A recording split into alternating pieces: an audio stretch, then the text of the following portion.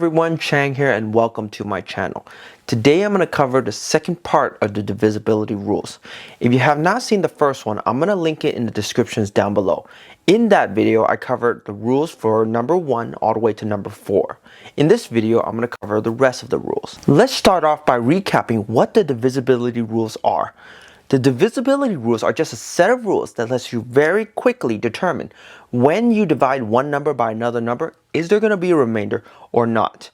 Now, there's a lot of different usage for the divisibility rules. Two that I can really think of right off the bat is reverse distribution, or better known as factoring, or just simplifying fractions. Now, for this video, I'm going to focus on what the rules are and how to use them.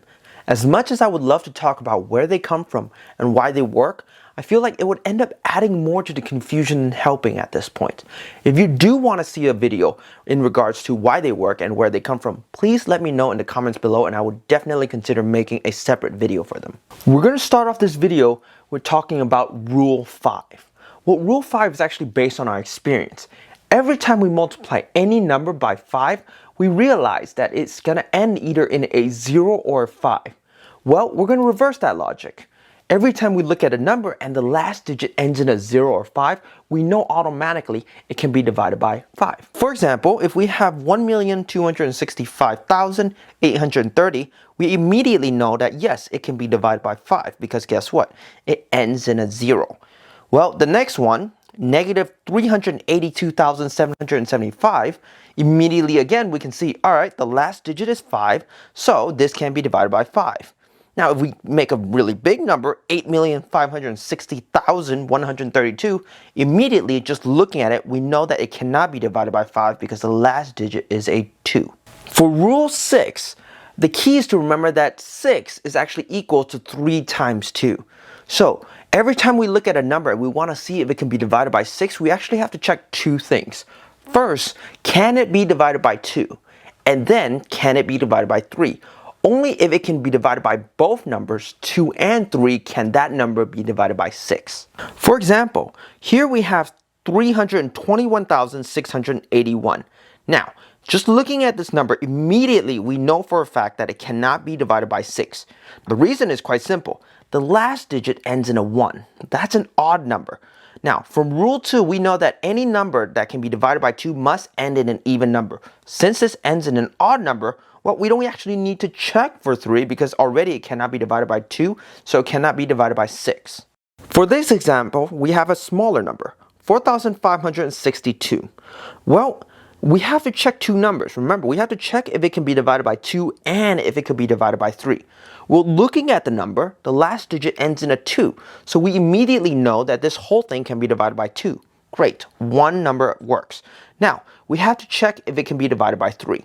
Remember, from Rule 3, we have to add each and every one of the individual digits together. 4 plus 5 plus 6 plus 2. Well, that equals 17. Now we have to check if the result can be divided by 3. And from our experience, 17 cannot be divided by 3. So this whole number, 4,562, cannot be divided by 3. Therefore, it cannot be divided by 6. Now, if I change the number a little, let's just say 4,512, we have to check again both numbers. Can it be divided by 2 and can it be divided by 3? Well, just looking at this, it ends in a 2. So we know that this whole number can be divided by 2. Well, now we have to check 3. 4 plus 5 plus 1 plus 2 equals 12. And from our experience, that can be divided by 3. So the original number, 4,512, can be divided by 3. Well, it can be divided by 2 as well and 3. So therefore, this number, 4,512, can be divided by 6. Rule 7 is kind of an odd one. And I think the best way to truly get comfortable with this is just to practice and make sure you know how to use it. So, well, I'm going to try to phrase it in a way so that it's not as confusing. So whatever number you want to test out, you get the last digit. And then you double it. So basically you multiply it by 2. Now you have the other ones that you haven't touched yet. Those are the remaining digits. You're going to leave those. Those are going to be this new number. And you're going to subtract it with the doubled number. You're going to get a result. So whatever that result is, you're going to test to see if it can be divided by 7. If that result can be divided by 7, then the original number can be divided by 7 as well. Here is an example, 567. Well, based on the rule, you're going to get the last digit, which is a 7, and you're going to double it. Well, 7 times 2 is 14. Okay, we have that. Now, we're going to look at the remaining digits. Well, it's a 5 and a 6, or in this case, 56. We're going to get 56 and we're going to subtract that original digit we doubled, 14, which is going to be 56 minus 14 equals 42. Well, from our experience, 42 can be divided by 7. So the original number, 567, can be divided by 7 as well. Now, if we have a larger number, let's just say, for example, 3,661, well, again, we're going to get the last digit, which is a 1, double it, which is a 2, and what we have left over is 366, right? 366. So 366 minus 2 is going to give us 364. Well, what if we're not sure if 364 can be divided by 7? We can actually run this through again. We can get the last digit, which is a 4 now, and we're going to double it. That's an 8. What we have left over is 36, 3 and 6, right? 36 minus 8 in this case is going to equal 24. Well, at least from our experience, 24 can be divided by 7. Well, since 24 can be divided by 7, that means the number 364 can be divided by 7. Well, guess what? Since 364 can be divided by 7, that means the original number, 3,661, can be divided by 7. So that's the key. That's what's wonderful about this. You can run it through a chain, and in the end, the numbers can get small enough where you, just from experience, you can tell if it can be divided by 7. If it can, it goes back up the chain, and the original number can be divided by 7 as well. Now, for Rule 8 is actually an interesting, a kind of funny one, I think. It actually only works for if you have numbers that are larger than 3 digits. If the number is smaller than 3 digits, then based on the rule, you just have to check out. Try dividing by 8 and see if it works or not. But if it's larger than 3 digits, actually is quite interesting. So what you do is, if the number is larger than 3 digits, you're going to get only the last 3 digits and you're going to check if it can be divided by 8. If it can be divided by 8, the original number can be divided by 8. So for example, let's just say 1,864. Well, based on this rule, we're going to have to look at the last 3 digits. 864. Well, at this point, you just have to check, right? Divide 864 by 8. Well, at least looking from it, we can see that it can be divided by 8. So that means the original number, 1,864, can be divided by 8 as well. Now, if you're not comfortable with the rules of 8, that's fine. There's 2 ways to think about it. One is that 8 is equals to 4 times 2. So you can check, whichever rule you're comfortable with, if it can be divided by 4. If it can, divide it by 4, and then if the result can be divided by 2. If the result can be divided by 2, then the original number can be divided by 8. Now, the other thing is, if you don't want to do that, just remember that 8 is 2 times itself 3 times. So you can just, can it be divided by 2? Yes, divided by 2. Can it be divided by 2 again? Yes, divided by 2. Can it be divided by 2 again? Yes, divided by 2. In that case, you divide it by 8. Now, for Rule 9 is actually very similar to Rule 3. You're going to get each and every one of the individual digits and you're going to add them together. Now, the difference is this. Rather than checking if the results can be divided by 3, you're going to check if the results can be divided by 9. If the results can be divided by 9, then the original number can be divided by 9 as well. So for example, let's just say we have 8,172. Well, you're going to add all the individual digits together. 8 plus 1 plus 7 plus 2. That's equal 18. Well, from our experience, we know that 18 can be divided by 9, so the original number, 8,172, can be divided by 9 as well.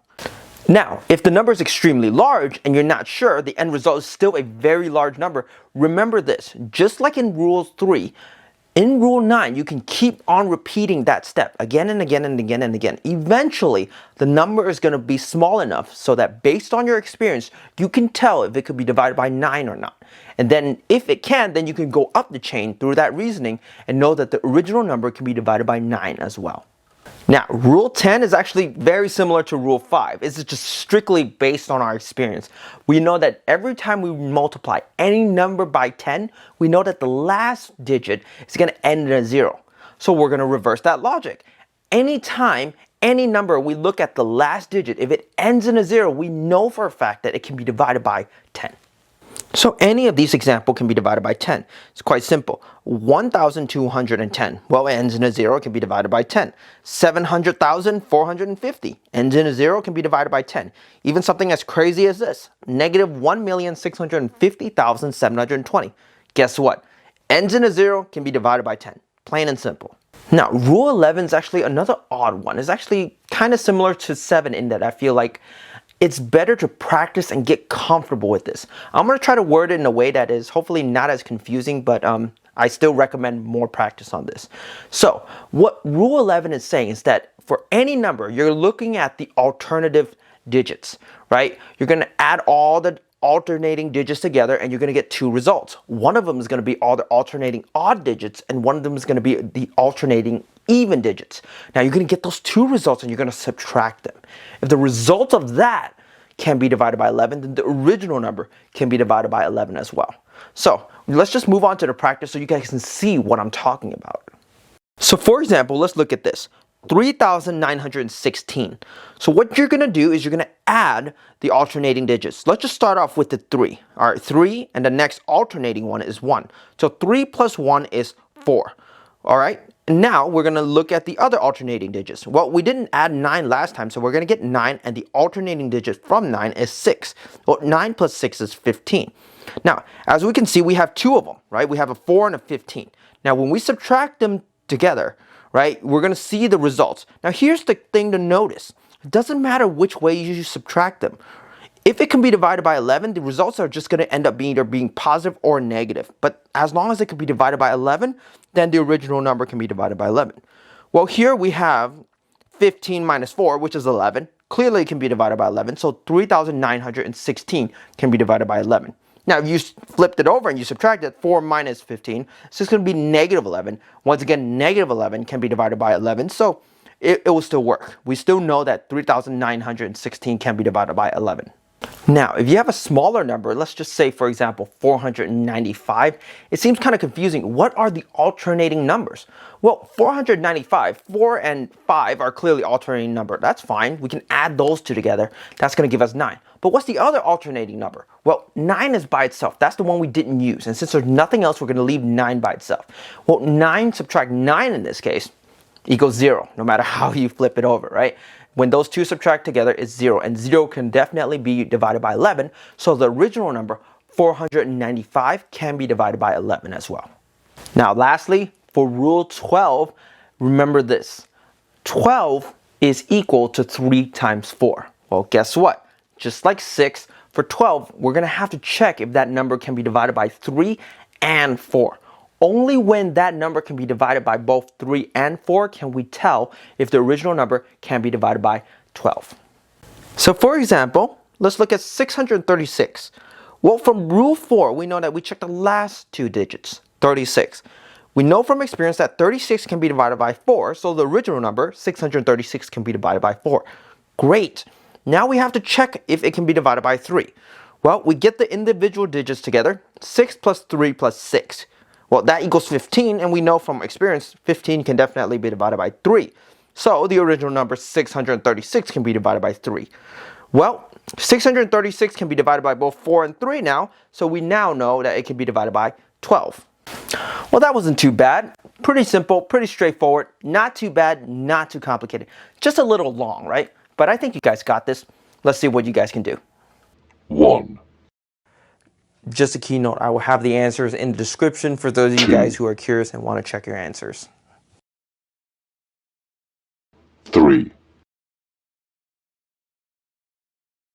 Thank you for sticking with me until the end of this video. Let's summarize each and every one of these rules so you can remember how to use them. For Rule 5, all you have to do is check the last digit. If the last digit ends in either a 0 or 5, automatically you know that that number can be divided by 5.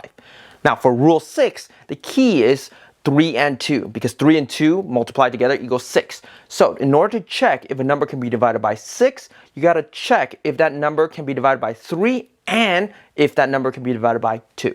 For Rule 7, remember this is one of the odd ones.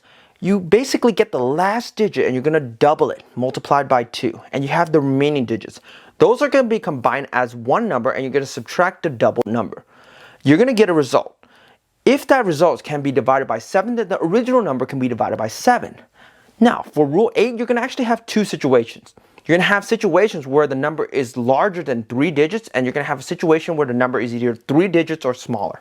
Now, if the number is either 3 digits or smaller, then you're kind of out of luck. You just have to check if it can be divided by 8 or not. If the number is greater than 3 digits, what you're going to do is you're going to get the last 3 digits of that number and check if it could be divided by 8. If it can, the original number can be divided by 8 as well. Now, for Rule 9, remember, it's very similar to Rule 3. You get each and every one of the individual digits and you add them together. If the result can be divided by 9, then the original number can be divided by 9. Rule 10 is based on our experience. If the number ends in a 0, if the last digit is 0, then it could be divided by 10, no matter what.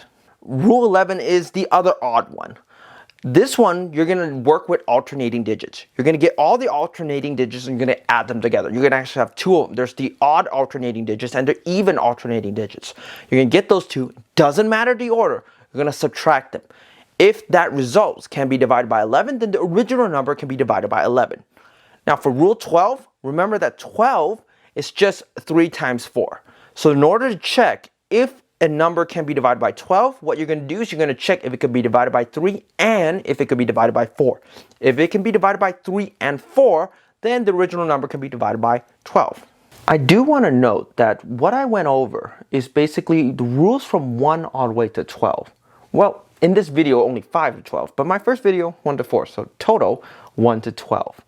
There's plenty more. There's definitely a rule for 13, 14, so on and so forth. And I do encourage you guys to just check them out. See how people came up with creative ways to figure out these new rules just to help make our lives a lot easier. Now lastly, please like, comment, and subscribe just for the sheer fact that divisibility rules never end. Remember this. When we work with math, a lot of us, or maybe just me, are extremely lazy. So we're always going to try to find shortcuts, ways to make our calculation a lot easier. So there's always going to be a group of people who's trying to find the next new divisibility rules. And that's amazing. I wonder what they're going to come up with next.